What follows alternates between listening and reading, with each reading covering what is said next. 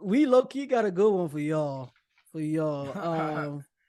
Got one of the legends of the South. So hold on, you vibing on something? Finally, you got a vibe. Yeah.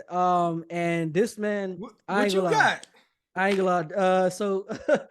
So bro actually had me right. I ain't gonna hold you. Like, That's so the homie, up. I call him homie. Is the homie Juvenile? If y'all know Juvenile, Juvenile, man. You know, part of Hot Boys. So you Juvenile. so you was fucking with that shit I sent you. Oh, heavy Juvenile, yeah, okay. Juvenile. I mean, I grew up in hip hop. I mean, even though I don't really listen to that music now anymore, but like, it was more nostalgic for me because it's like this is like one of the guys that I used to listen to a lot too. Like, because I was a big Hot Boys fan. Wayne being my goat. I've said that many times. That Wayne being my goat. So I was like, let me check out this Tiny Desk. You know, I rock with Juvie. That was one of my guys back in the day. And I ain't gonna hold you. I didn't know that I needed that, man. Have you listened to Tiny Desk before? Yeah, of course. Yeah, I've seen. Okay, you know it's a thing. Yeah, I know it's a thing. There's certain artists that I've seen there, like Christian artists that I see that will go there. There are other artists that I used to listen growing up, Neo Soul, R&B artists. Like Usher was one of the ones that I Usher one was Usher one was fire. So it was like it was a bunch of dope ones. You know what I'm saying? A bunch of dope ones that I was like, man, this Tiny Desk thing is whoever thought of this idea for NPR, man, that man deserves a raise. Get that man a raise. I'm pretty sure he probably got a raise by now, but like. That was an amazing idea. And then the acoustics that they got set up in there with the little amazing. And you know what? The room actually where they do it is it can be expanded. It could be a whole like a bigger room because they sometimes show the camera angle to show the space behind. But like when they want to show the audience, when the audience, but they want to make it more intimate though. They want to make it so intimate. So like, so that means like they still squeeze these people in like a whole band. With I remember Anderson Paak in that joint. He had his drum set up. Oh, going crazy. Yo, I ain't gonna lie. He's very talented. This is a side note, but that guy is very talented, bro. We can do a whole episode on this guy's. Like they need to make a movie, bro. Anderson, I ain't gonna lie, bro. I've read his story. I was asleep. His story is crazy too. His story is crazy too. His story is only the tip of the iceberg. Yeah, we ain't even talking about his father and uncle. Mm-hmm. Like they go back. Like it's their whole family is. They need to make this movie, the Anderson Paak story, how we got. Absolutely. And Anderson Paak will only be in the last 5 minutes of that movie. That's how wild. Like the chances are that we have this Anderson Paak figure right now from like that story. I read an article. It took me days to read this thing. It was like reading a book.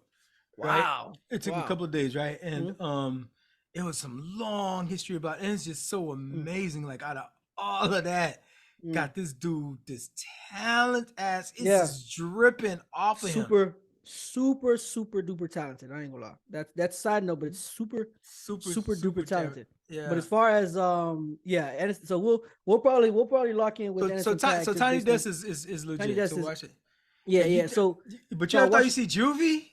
Tiny Desk, bro. As soon as I saw it said Juvie, and I was like Tiny Desk, I was like, I gotta watch this. I was like, I have no choice. How do they execute it? And then I didn't know Manny Fresh was gonna be there. So the very next thought that I had, I was like, the only way this could work if Manny Fresh is there, right? Because Manny Fresh is the musical genius behind like a lot of the production. He was out there producing. So like, I was like, that's the only way this is gonna work, right? And in my head, I was like, bro, Juvie at Tiny Desk. I'm like, that's revolutionary. I was like, this is a new invention. This is a new thing. Like mankind has never experienced. Like I was literally thinking, you know what I thought about? You know what I thought about? Of mankind. The peak of the human evolution. I was like, you know what I thought about? I was like, this is equivalent to the Pope in a white puffer coat. White coat. This is it. White coat. Yeah. Dude, you did not know that Juvie was gonna go on that bit. Hey kid, dog, they did a fucking encore at the end of that bit. Yeah. That was up there tearing it up. It was only an audience. It was an audience of like 20 people. Bruh. Could you imagine killing it? Going crazy. Yo, you know what's so fire? And not only was it so fire, just the acoustics, but the aesthetics was fire. Bro, they had guys in Dickie suits. In Dickie suits, bro. With the do-rag. With the fatigue, bro. I was like, I was like, this is he kept the identity with it, bro. It was everything. Bro, it was so fire, bro. I was like, yo, this is. I was like, this is That's so. A vibe. It's immaculate, bro. Like it's immaculate. This is Basquiat. I was like, this is Basquiat. And you can watch it more than once because it's like, some of these Tiny Desks, they're nice, but I don't go back, but like this one you gotta watch. This one you gotta rewind it. Yeah. You gotta rewind it. It's tight. They did it all, and then okay, I'm not gonna spoil it for y'all. They got special fucking guests coming in. Yeah. In the middle, they got special guests coming in. Yeah. Like it was a whole production, bro. Crazy. And one thing that I always used to like whenever like I had like hip hop debates with like my friends like growing up like with Juvie, and I was like, y'all gotta put some respect on Juvie, bro. He had bars, bro. Yeah. He was really talking that talk like. And you can hear it clearly. You can hear it clearly. You can hear the lyrics, all the bars. You're like, whoa, dang, that's what you were saying. Like that's clean. It was so underrated. Like, and this Tiny Desk kind of gives you even more perspective on that because like it's really like you really hear the acoustics and like the intonation in his voice, the southern twang, kind of like the swag and like it's like when he's talking, it's like bro, he sound like a pimp, kind of like in a way, like like bro, like it gave you all kinds of vibes, like and I was. And he's a performer, bro. Yeah, oh yeah, he's a performer. Yeah, absolutely. He had presence in that bitch. Yeah, like, and he was feeling himself, and he was just like he was fully into himself. Like, no, I own this. I know what I'm doing here. Bro. He turned that 20 spot audience into an arena.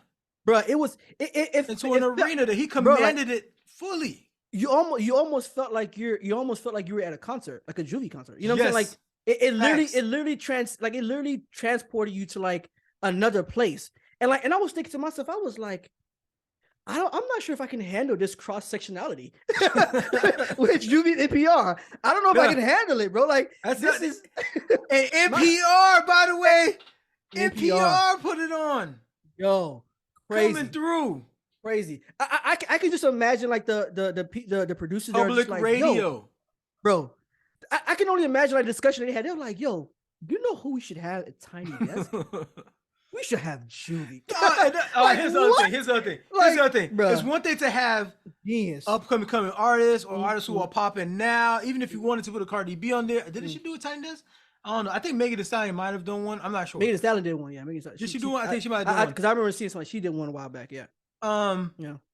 But to go to like fishing through the toolbox and come out with the Juvie. With Juvie, I didn't see that coming. Nobody saw that coming. Nobody. I didn't see that coming. Nobody. Bro, nobody. he's been out the way doing his thing right. Yeah. And out of sudden, fucking Tiny Desk. Boom. That's it. At least Usher, out of nowhere. At least when Usher did the Tiny Desk, he had a thing in because he's got a residency in Vegas right now. Usher's been doing that for the past maybe I think 2 years or something like that. Yeah.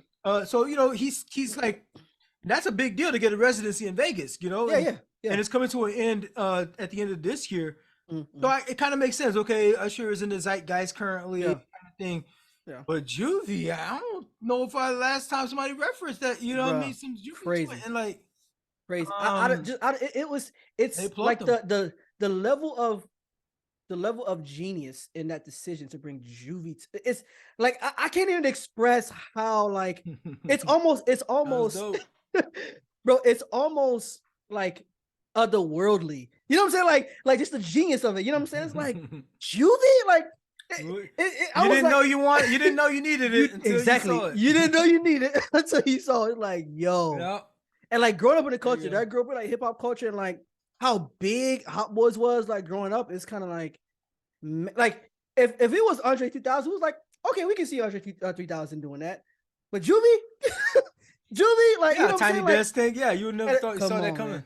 Like it was so I just thought it was. But even now, I mean, it would be kind of wild to again because like what relevancy, like, and why is Andre 3000 doing a Tiny Desk now today? Right, like we get it. Like it would have been if he had a project going on or something else, and like but like just to randomly, bro, and like he could do one today and it'd be great. Yeah, he could. And, like, just to randomly, this person I haven't thought about in a minute, and like Boom, we're gonna put him in this environment, doing his work. Go.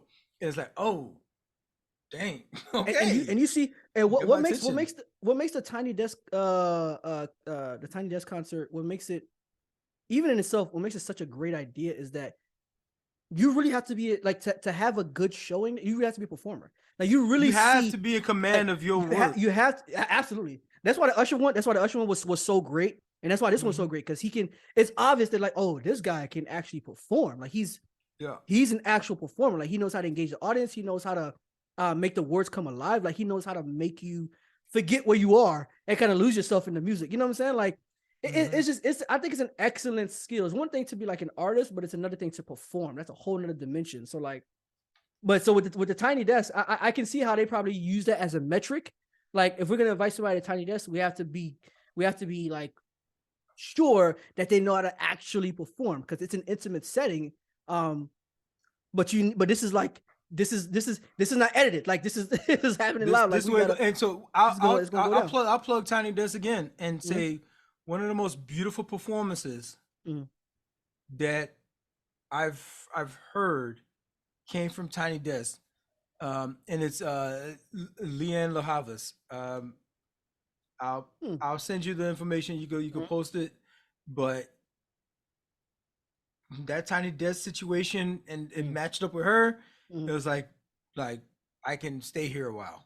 It was that good. It was like that. That's dope. It's that good, and and you just reminded me of it because of how you were talking about the intimacy of the space, and the way she fills up that room with her voice and her guitar, just her presence, all that, and it was the same thing with Juvie. It's like when you like, as if you're a person, like I felt like I was in the room, like watching the Juvie thing, because I was just like, I feel like I'm like standing in front of this guy.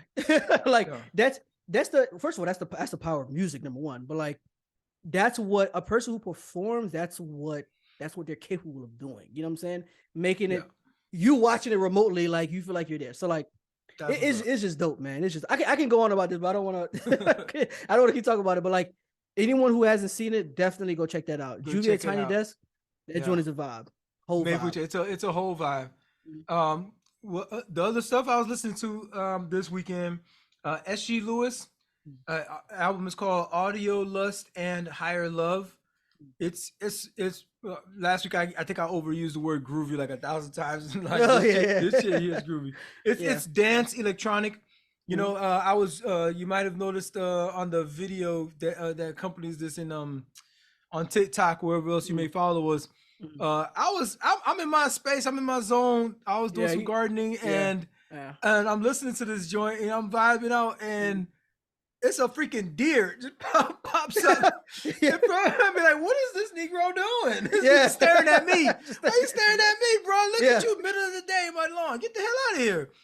Right? That is really random. That shit was just so random. So that's what happened there. And he just ran off. Who knows where he went? And you probably thought you were tripping out. You're like, damn, these gums are hitting different. So I'm over here just vibing out and to some S.G. Lewis. So his actual name is Samuel George Lewis. He's English. He's a songwriter, musician, obviously, and known for collaborating with artists like Dua Lipa, Tuvlo. Oh, okay. J.P. Cooper, Ray. We featured Ray many weeks back. Album that she's an English singer songwriter as well. Check out this album. It's a fun album. They have there's one actual track where who's Ty Dolla $ign. It's called, and it's actually called Vibe Like This. You know what I mean? So them some vibes. Check out that track, Ty Dolla $ign. So he's got a little bit of a cross appeal, there in the way the beats are laid and everything. So definitely good. It's called AudioLust and HigherLove. The next one up was Moses Sumney for me. I was a little bit on that when you saw the TikTok or what you saw on Insta. On Insta, it's a vibey, low key, smooth kind of flavor to it, which is why the video was kind of I had my whiskey there, my drink, and I was smoking on it, and put some smoke on that thing to help elevate the aromas and everything and the quality of it overall. It's just you could turn a cheap whiskey into a expensive whiskey, just add some smoke to it, right? Interesting. But like, it added a nice acoustic background to that activity. So this is Moses Sumney. Like I said, he's Ghanaian actually, and his first he released the self-recorded album, his first one back in 2014, which was, and then in 2016 he released another EP. So he's got a little bit of work out there, but right now he's based out of California, San Bernardino. So it's again, like I described, it's alternative, it's indie, classic kind of just like mellow kind of joints. So check that guy out and tell him that Challenge Day sent you their way.